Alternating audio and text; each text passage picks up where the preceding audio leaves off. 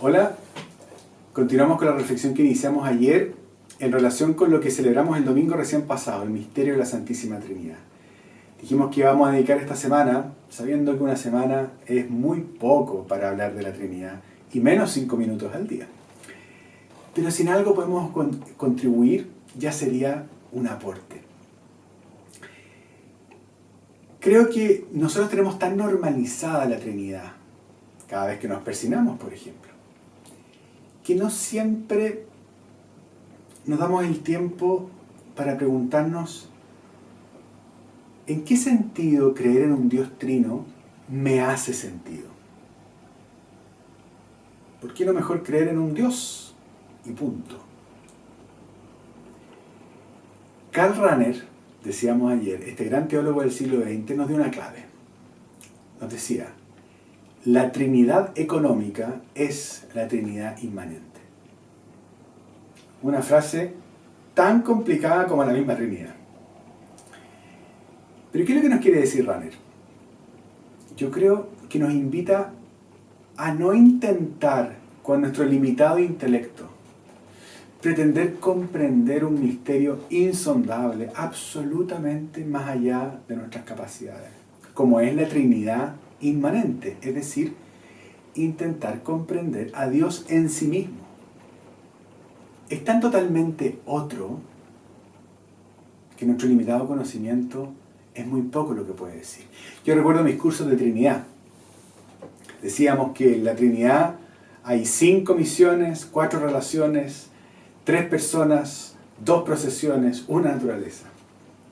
Y así un montón de cosas que podían ser muy importantes para intentar comprender, pero que sentíamos que abarcábamos muy poco, que tocábamos muy poco, qué verdaderamente significaba para nosotros como creyentes la Trinidad. En ese sentido, la teología apofática tiene un gran punto. Es mucho más lo que podemos decir que Dios no es que lo que podemos decir que Dios es. Pero volvamos a Rahner. La Trinidad económica. ¿Qué quiere decir la Trinidad económica?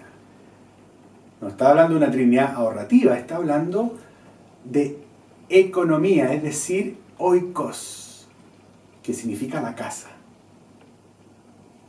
La Trinidad que se revela aquí, en nuestra casa, en nuestro contexto, en nuestro mundo, en nuestra historia, es la misma Trinidad inmanente, es la misma Trinidad en sí misma. Pongámoslo de otra manera. Ese Dios que está en el cielo, ese Dios misterioso, esa realidad insondable, se comunica con nosotros, pero no nos comunica una palabra, una parte, algo de sí. Se autocomunica plenamente a nosotros. Por lo tanto, si ese Dios que está allá se autocomunica a nosotros, se nos da completamente, quiere decir que se nos ha comunicado y que entonces nosotros tenemos la posibilidad de percibirlo como es, como un Dios trino. Vamos a la primera persona. ¿Por qué podemos decir nosotros, más allá de un esfuerzo intelectual, por qué nosotros existencialmente y por nuestra fe podemos decir, yo creo en Dios Padre? Yo creo que lo podemos decir porque cada uno de nosotros hemos experimentado en nuestra vida concreta muchas veces que somos personas limitadas, que somos pequeños, que no tenemos el control de las cosas, que a veces nos sentimos inseguros, indefensos, miedosos, angustiados, con incertidumbres. Piensen en lo que estamos viviendo ahora. ¿Cómo nos hemos experimentado en este tiempo? ¿Cómo nos hemos experimentado como seres, hombres y mujeres, pequeños ante una realidad que nos supera? Que nos muestra nuestras propias limitaciones. ¿Sí o no que muchas veces en nuestra vida nos hemos experimentado como se experimenta un niño?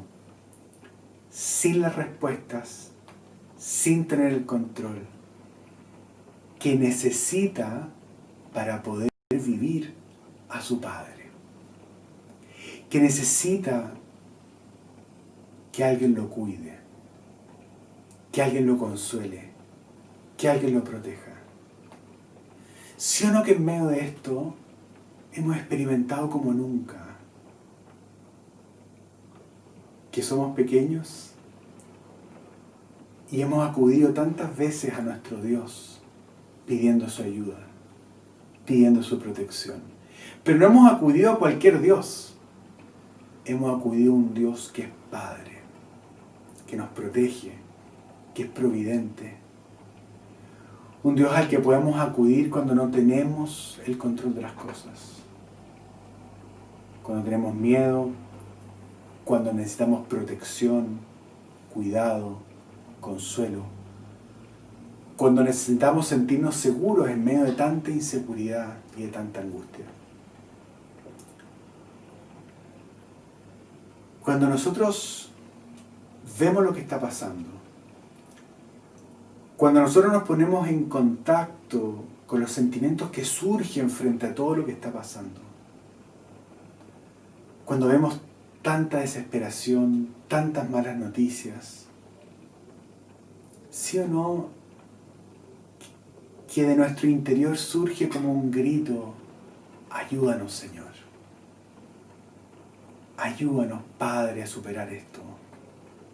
Tú que todo lo puedes, danos la fuerza.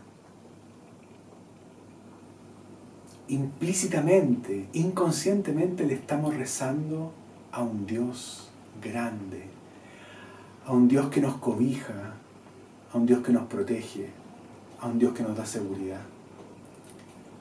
Porque Dios se nos ha revelado como Padre. Y nuestra experiencia, la experiencia tuya, la mía, es la experiencia de muchas veces necesitar que alguien me sostenga. Como lo hizo mi padre, como lo hizo mi madre.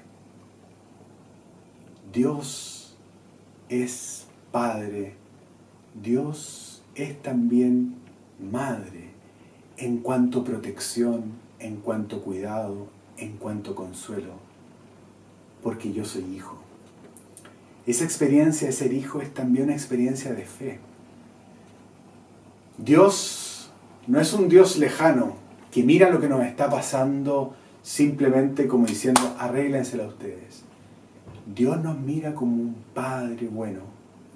Y porque creemos que Dios es un Padre bueno, es que en circunstancias como estas podemos acudir a Él y podemos creer que es un Padre.